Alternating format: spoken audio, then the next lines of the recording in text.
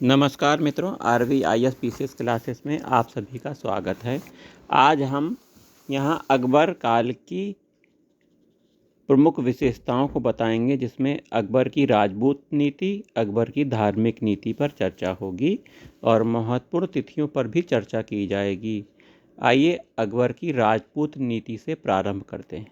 अकबर की राजपूत नीति दमन और समझौते की नीति पर आधारित थी।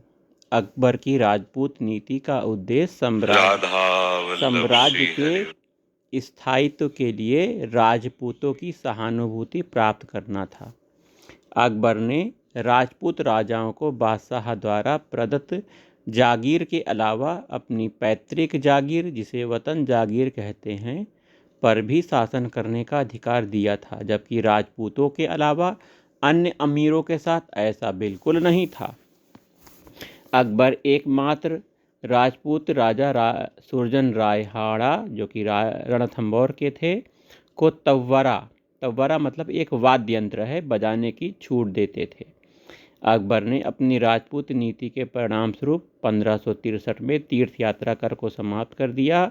इसी क्रम में 1564 में जजिया कर को भी अकबर ने समाप्त कर दिया।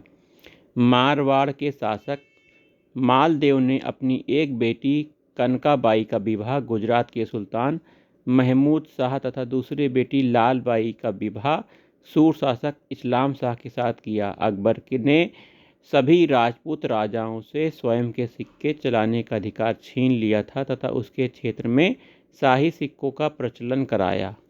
चलिए, राजपूत नीति के बाद हम धार्मिक नीति भी बताएंगे। थोड़ा सा 1 मिनट का वेट कर लीजिए।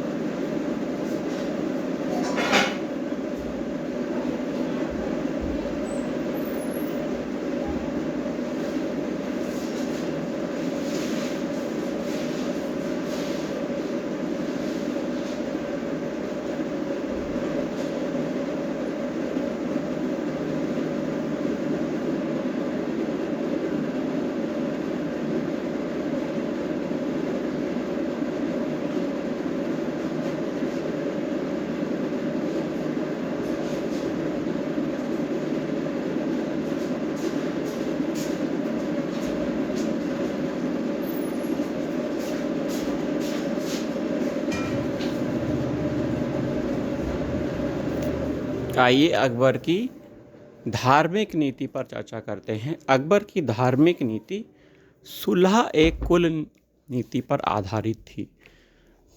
सुलह एक कुल नीति अकबर की धार्मिक नीति थी, जो कि सार्वभौमिक सहिष्णुता के सिद्धांत पर आधारित थी। सभी के साथ शांतिपूर्ण व्यवहार का सिद्धांत, इसे सुलह कुल कहा जाता है। अकबर ने इस्लामी सिद्धांत के स्थान पर सुलह कुल की नीति अपनाई। अकबर के प्रारंभिक धार्मिक विचारों पर उनके शिष्य अब्दुल लतीफ़ तथा सूफी विचारधारा का काफ़ी प्रभाव पड़ा था। अकबर ने दार्शनिक तथा धर्मशास्त्रीय विषयों पर वाद विवाद के लिए अपनी राजधानी फतेहपुर सीकरी में एक इबादत खाना की स्थापना 1575 में कराई थी। अकबर द्वारा इबादत खाना बनवाने के पीछे इस्लाम धर्म के बारे में अधिक से अधिक ज्ञान प्राप्त करने की अकबर की लालसा थी। प्रारंभ में अकबर ने इबादत खाने में केवल इस्लाम धर्म के धर्म उपदेशकों को ही आमंत्रित किया था, किंतु बाद में धर्म उपदेशकों के आचरण से दुखी होकर 1578 में सभी धर्मों के विद्वानों को अकबर आमंत्रित करने लगता है, जिसे हम धर्म संसद कहते हैं। धर्म संसद बन गया था उसका इबादत खाना। अकबर समस्त धार्मिक मामलों को अपने हाथों में लेने के लिए 1579 में मजहरनामा की एक घोषणा करवाता है, जिसने उसे धर्म के मामलों में सर्वोच्च बना दिया। इस पर 5 उलेमाओं या इस्लामी धर्मविदों के हस्ताक्षर थे। वहीं मजहर जारी होने के बाद अकबर ने एक उपाधि को धारण किया था, जिसे सुल्तान ए आदिल या इमाम ए आदिल, न्यायप्रिक शासक की उपाधि थी। इस दस्तावेज में उसे अमीर उल मोमिनीन कहा गया। मजहर नामक दस्तावेज का प्रारूप शेख मुबारक ने तैयार किया था, किंतु उसे जारी करने की प्रेरणा शेख मुबारक और उसके दोनों पुत्रों अबुल फजल फैजी को द्वारा दी जाती है।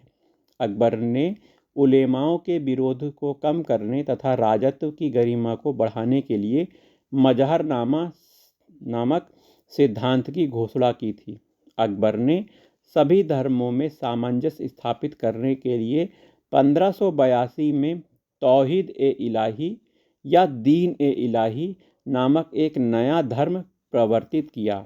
तौहीद ए इलाही वास्तव में सूफी सर्वेश्वरवाद पर आधारित एक विचार पद्धति थी, जिसके प्रवर्तन की प्रेरणा मुख्य रूप से सुलह कुल या सार्वभौमिक सौहार्द से मिली थी।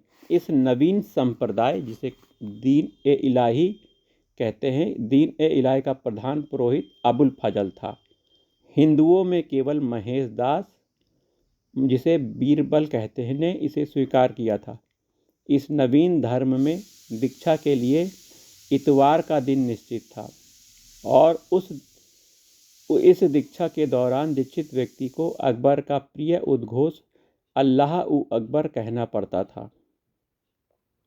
दीन ए इलाही धर्म में दीक्षित शिष्य को 4 चरणों अर्थात चहरगान ए इखलास को पूरा करना होता था। ये 4 चरण थे: जमीन, संपत्ति, सम्मान और धर्म। दीन ए इलाही का एक ऐसा संप्रदाय था जिसमें पारस्परिक सद्भाव तथा सहयोग था। दीन ए इलाही की असफलता का मुख्य कारण तत्कालीन रूढ़िवादी परिस्थितियां थीं। अबुल फजल ने बादशाह अकबर में आग, हवा, पानी और भूमि, इन चारों तत्वों के समावेश की बात कही है, जिसमें उन्होंने योद्धाओं की तुलना अग्नि से, शिल्पकारों व्यापारियों की तुलना हवा से, विद्वानों की तुलना पानी से, किसानों की तुलना भूमि से की है।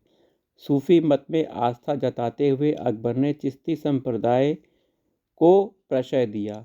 वह शेख सलीम चिश्ती का परम भक्त था। उसी के नाम पर अपने बेटे का नाम सलीम रखा। अकबर ने 1583 में एक नया कैलेंडर इलाही संवत को जारी किया। अकबर ने प्रयाग तथा बनारस जैसे तीर्थ स्थानों पर लगने वाले तीर्थ यात्रा कर को समाप्त कर दिया था। 1583 में से पहले अकबर की मुद्राओं पर कलमा और खलीफाओं का विवरण अंकित होता था, किंतु 1583 के बाद उन पर सूर्य और चंद्रमा की महिमा का बखान करने वाले पद अंकित किया जाने लगा। इबादत खाने में आमंत्रित धर्माचार्य कौन कौन थे? हिंदू धर्म से देवी तथा पुरुषोत्तम, जैन धर्म से हरि विजय सूरी, जिनचंद्र सूरी, विजय चंद्र सूरी, शांति चंद्र इत्यादि थे। वहीं पारसी धर्म से दस्तूर मेहरजी राणा थे। वहीं ईसाई धर्म से एका बीवा और मौन से रात था। अकबर हिंदू धर्म में सबसे अधिक प्रभावित था। अकबर ने वल्लभाचार्य के पुत्र विट्ठलनाथ को गोकुल तथा जैतपुरा की जागीर दी थी। अकबर ने जैन धर्म के आचार्य हरि विजय सूरी को जगत गुरु, जिनचंद्र सूरी को युग प्रधान की उपाधि दी। अकबर ने पारसी धर्म के पुरोहित दस्तूर मेहरजी राणा को जीवन निर्वाह के लिए 200 बीघा जमीन दिया तथा उसी के प्रभाव के कारण अपने दरबार में 24 घंटे अग्नि प्रज्वलित करने का आदेश दिया। अकबर ने झरोखा दर्शन, तुलादान, पायबोझ जैसे फारसी परंपराओं को आरंभ किया। अकबर ने सिखों के तीसरे गुरु अमरदास से भेंट की और उसकी पुत्री के नाम पर कई गांव प्रदान किए। अकबर ने सिख गुरु रामदास को 1577 में 500 बीघा जमीन प्रदान की, जिसमें एक प्राकृतिक तालाब भी था। यहीं पर कालांतर में अमृतसर नगर बसा। स्वर्ण मंदिर का निर्माण भी कराया गया। फतेहपुर सीकरी का निर्माण का खाका डायाग्राम बहाउद्दीन ने तैयार किया था। अकबर के दरबार में ईसाइयों का जेसुइट मिशन 3 बार आया। अकबर के दरबार में 1580 में फतेहपुर सीकरी आने वाले प्रथम जेसुइट मिशन का नेतृत्व फादर एका विवाह ने किया था। अकबर ने सती प्रथा को रोकने का प्रयास किया, विधवा विवाह को कानूनी मान्यता प्रदान की, शराब की बिक्री पर रोक लगाई तथा लड़के लड़कियों की विवाह की आयु 16 और 14 वर्ष निर्धारित की। अकबर के शासनकाल की प्रमुख घटनाएं: 1562 में दास प्रथा का अंत अकबर कर देता है। 1563 में तीर्थ यात्रा कर को समाप्त कर देता है। 1564 में जजिया कर को समाप्त करता है। 1571 में फतेहपुर सीकरी की स्थापना करता है। 1575 में फतेहपुर सीकरी में इबादत खाने का निर्माण करता है। 1578 में इबादत खाने को सभी धर्मों के लिए खोल दिया जाता है। 1579 में मजहर तथा कथित अमोघत्व का सिद्धांत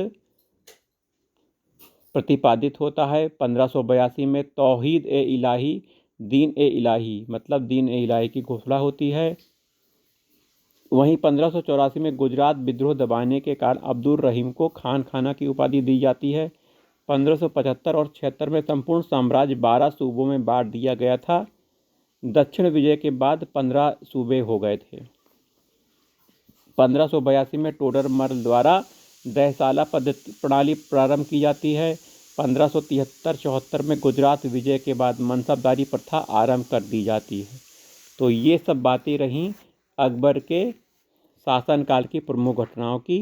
वहीं हमने अकबर की राजपूत नीति पढ़ी, अकबर की धार्मिक नीति को हमने विस्तार से पढ़ा।